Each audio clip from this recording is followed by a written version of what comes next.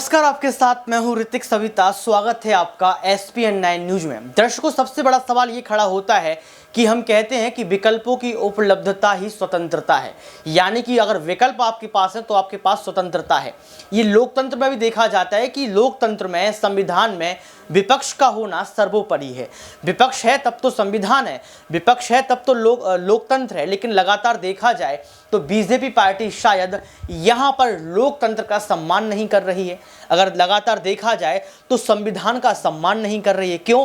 क्योंकि खबर यहाँ तक आ चुकी है कि जब विपक्ष जो है, कांग्रेस पार्टी हो, समाजवादी पार्टी हो या कोई अन्य पार्टियां, जब बड़े बड़े सवाल खड़े करती हैं दोस्तों, तो माइक ऑफ कर दिया जाता है। राहुल गांधी का माइक ऑफ कर दिया जाता है, मल्लिकार्जुन खड़गे का माइक ऑफ कर दिया जाता है, और इसके साथ साथ अगर देखा जाए दर्शकों, तो तमाम विपक्ष के नेताओं की आवाज को दबा दिया जाता है। जब राहुल गांधी जो है सदन में पहुंचते हैं, संसद में पहुंचते हैं, जब अडानी और मोदी के जो काले चिट्ठे हैं उनके सबूत दिखाते हैं, लगातार जो है पेश किया, पीठासीन अधिकारी के पास पेश करते हैं, तो कहीं ना कहीं देखा गया कि राहुल गांधी की कई सारी क्लिप्स को जो है डिलीट कर दिया गया, राहुल गांधी के भाषण को डिलीट कर दिया गया। इसके साथ देखा जाए तो मल्लिकार्जुन खड़गे को निलंबित करने की बात चल रही है। मल्लिकार्जुन खड़गे ने अगर सवाल पूछ लिए हैं, अगर गुस्सा उनको आ गई है, तो आप कोई और की चीज करिए। लेकिन ये क्यों कि आप लगातार देखा जाए तो विपक्ष को दबाने के प्रयास करते हैं, विपक्ष को जो है नीचा दिखाने का प्रयास करते हैं। पहले आप कांग्रेस के इस बड़े नेता का ये वीडियो सुनिए, जिसमें साफ तौर पर दिखाया गया है कि किस तरीके से यहां पर पक्षपात जैसी राजनीति देखने को मिलती है। इस वीडियो को आप देखिए। इस तानाशाही, इस निरंकुशता का चेहरा पिछले कुछ दिनों में संसद में बड़े नंगे रूप से दिखा है इस सत्तारूढ़ पार्टी और इस सरकार का, जिसने बार बार, चाहे वो श्री राहुल गांधी के स्पीच के बड़े बड़े हिस्सों में शब्द निकालने की प्रक्रिया हो, शब्दों को निष्कासित करने की प्रक्रिया हो, एक्सपंक्शन की, या वही प्रक्रिया हो माननीय श्री मल्लिकार्जुन खड़गे जी के वक्तव्य से, या कुछ हद तक जयराम रमेश जी के वक्तव्य से भी, और उसके बाद मिस रजनी पाटिल के निलंबित होने की प्रक्रिया। मैं आपको इन सबको बहुत संक्षेप में बताना चाहता हूं, लेकिन बात सिंपल सरल ये है कि अब संसद में भी ये सरकार और ये सत्तारूढ़ पार्टी ये डराने की, धमकाने की, अत्याचार गणतांत्रिक नियमों के साथ, संविधान के साथ, उसूलों के साथ करने की प्रक्रिया शुरू करने में जुट गई है। वो नहीं चाहते कि संसद सहमति से चले, समन्वय से चले। वो चाहते हैं टकराव हो और टकराव से चले। टकराव के नए नए पहलू निकाले जा रहे हैं। आप सब ने जो जनता के समक्ष अब 2-3 दिनों से हैं, वो सभी वक्तव्य पढ़े हैं, देखे हैं, सुने हैं, जो माननीय राहुल गांधी जी ने दिए, माननीय खड़गे जी ने दिए, और आपके पास उनके टेक्स्ट भी हैं, सबको मालूम है। आप ये बताएं कि गैर संसदीय इसमें एक शब्द अगर मुझे बता दे, कोई दुर्वचन एक वाक्य बता दें,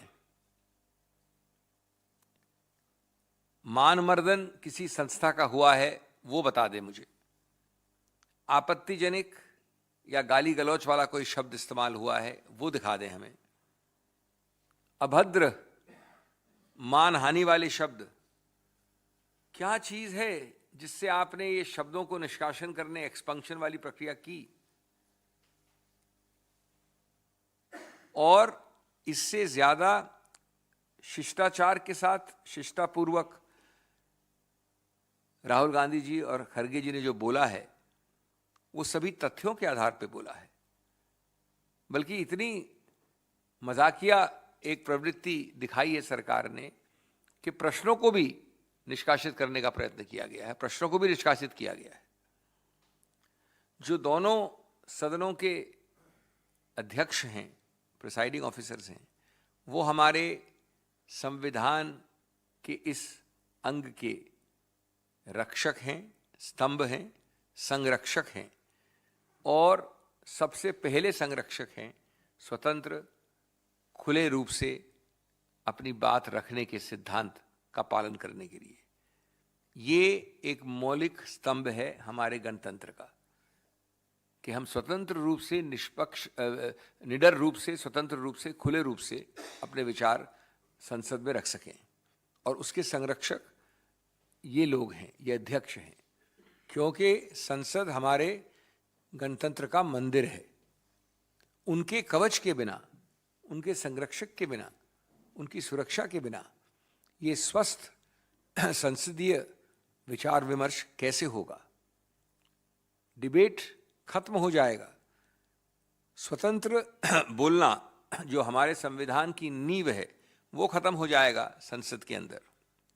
हम सबको खड़े होके इसको बचाना है। और अगर आप स्वतंत्र, खुला, निडर, पारदर्शी विचार विमर्श नहीं अलाउ करेंगे संसद के अंदर, तो कहाँ आपकी गणतंत्र प्रणाली बचेगी?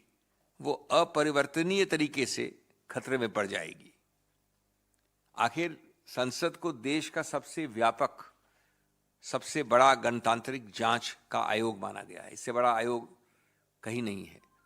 वो अपना काम कैसे करेगा अगर आप उसका गला घोट देंगे इस प्रकार के नियमों द्वारा, जिसमें आपने शब्दों को निष्कासन किया, इतने सारे वाक्यों को, जिनका कोई एक्सपंक्शन के नियम से सरोकार तक नहीं है।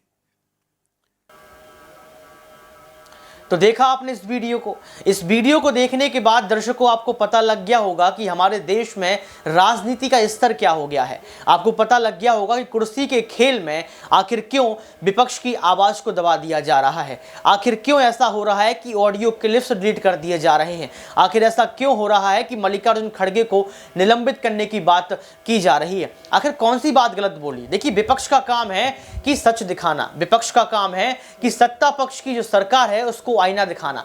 विपक्ष का काम है कि जनता के हित में जो काम नहीं किए जा रहे हैं वो काम करवा लेना, यानी कि रोटी कपड़ा मकान का जो एक मुद्दा देश में रहता है उसको बहाल कर देना। विपक्ष का ये काम है कि कहीं ना कहीं जनता की आवाज दबने ना पाए। लेकिन इसके बावजूद भी देखा गया कि राहुल गांधी का मजाक बना दिया जाता है। मल्लिकार्जुन खड़गे की बयान को सुनकर देश के प्रधानमंत्री हंस पड़ते हैं, पीठासीन अधिकारी हंस पड़ते हैं, सत्ता पक्ष के तमाम नेता हंस पड़ते हैं। तो ये हंसी की संस्था चल रही है या फिर देखा जाए तो सदन में सिर्फ और सिर्फ कॉमेडी चल रही है? क्या कपिल शर्मा शो चल रहा है? सदन इसलिए लगाया जाता है, संसद इसलिए लगाई जाती है ताकि तमाम जो मुद्दे हैं जमीनी स्तर के वो उठ सकें, उन मुद्दों को आप सभी समझ सकें।